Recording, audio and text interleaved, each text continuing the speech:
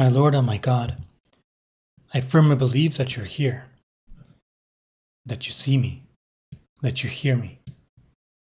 I adore you with profound reverence. I ask your pardon for my sins and the grace to make this time of prayer fruitful. My Immaculate Mother, Saint Joseph, my Father and Lord, my guardian angel, intercede for me. A few years ago, I read a very interesting book. You might have heard of it. It's called Extreme Ownership. It's one of these books about leadership, and it's written by two Navy SEALs who are actually pretty good Navy SEALs to the point of being instructors themselves of other Navy SEALs. And in their book, they use examples from their experience as instructors in the Navy SEALs to speak about leadership, good leadership, and especially about this idea that they have this concept of the extreme ownership. And it's a very interesting book. And one of the anecdotes that they talk about that I think can be helpful in today's conversation with Jesus is one when they were in a training for the new Navy SEALs that were coming up. And as we know, it's a very difficult training, really exhausting. And one of the things they would do, one of the exercises was that they would make teams and they would give each team of these wannabe Navy SEALs a raft. So they had to make a competition. So they would go and they would have to go in the rafts, and first they have to carry them, and then they start pedaling in them.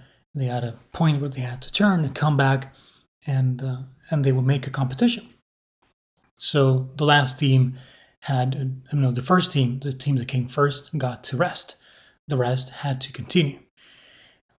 And what happened was very interesting because there was this one team that kept winning every single race. The raft was extremely quick, extremely fast, and they would just like pumped up and they would win every single race. And there was this other raft that the guys would just come dead last every single time, or pretty much almost dead last every single time. And the leader was a guy that was constantly pushing his people in a very bad way, just kind of like criticizing them and yelling at them. And he would put a lot of effort, and the guys would put a lot of effort, but they would just keep coming last. So the main instructor made a very interesting decision. He said, let's switch leaders between these two rafts, the one that goes first and the one that comes last. So they changed just that one guy. I think there were like 7 or 8 in total in each raft. So they just changed the leader. Everybody else remained the same. And what happened is really interesting because the leader of the raft that used to come late was very happy. It's like, finally, I'm going to get to win something. But what happened is that the other raft, the one that used to come late last, the leader started really encouraging people in a very positive way and giving them hope, like we can do this, and really being nice to them. To the point that the next race, they didn't come last, they came kind of close to the first place. But then slowly, they started to turn it around. And the raft that used to come late, that used to come last, started coming first. And the other one, who used to come first, started coming last. Why? Because the leadership in the raft had changed. The attitude toward people. The first one was constantly criticizing his people and excluding them and really like making, you guys are not good for this, you guys are not good for nothing. And the other guy was just a good leader that would encourage everyone, understand them, help them, get the best out of them. He would give them a chance to win. I bring this up because it kind of reminds me a little bit of today's parable, where Jesus brings something like this to mind. He gives us the example of a fig tree that has been planted in an orchard. And when The owner comes looking for fruit and finds none.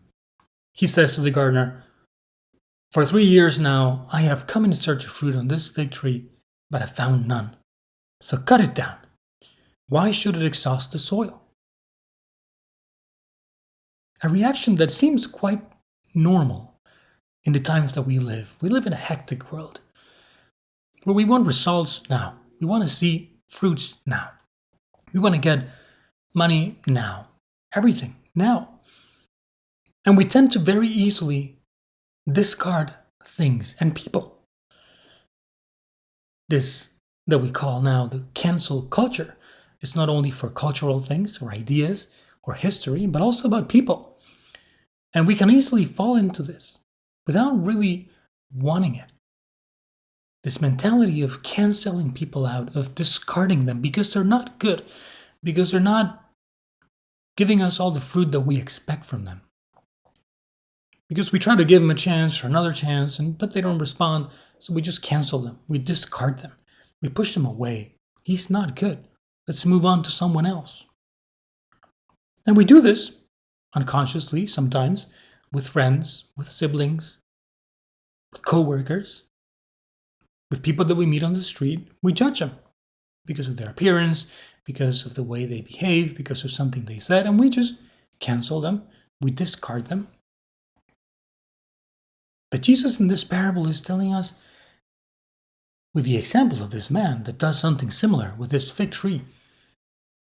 But then the gardener who insists and says, "Lord, leave it for this year also, and I shall cultivate the ground around it and fertilize it. It may bear fruit in the future. If not, you can cut it down." This gardener is willing to give that fig tree another chance. And not only give it a chance in the sense of, okay, let's see if this works, but also in the sense of telling, let's work on this tree. Let's cultivate around it, the ground around it. Let's fertilize it. Let's give it the tools that it needs to grow. Maybe we are lacking in our response. Maybe we didn't help this person enough to give him a chance. And Jesus is calling us. You, Lord, are calling us to give people another chance, to help them, to give them the love and the understanding that they need, just like this leader who went to the raft that was coming dead last every single time, and by encouraging them with positive words, with charity, with love, he turned it around. We can turn people around by practicing that charity with everyone, not just the people that help us, not just the people that quickly give fruit, not just the people that react immediately to what we need, but to everyone. This is something the Pope has been insisting on, especially now in his new encyclical, Fratelli Tutti. He's encouraging us to live that charity with everyone. In society, in our groups of people, of friends. Lord Jesus, how can we live this better? Lord Jesus, are we ever falling into this cancel culture with people? Are we discarding people because of something we didn't like, because of their lack of immediate response? Are we lacking maybe in that charity, Lord? Couldn't we, like that gardener, insist in cultivating the ground around people, in fertilizing, in giving them the tools, forgiving them once and twice and 3 times?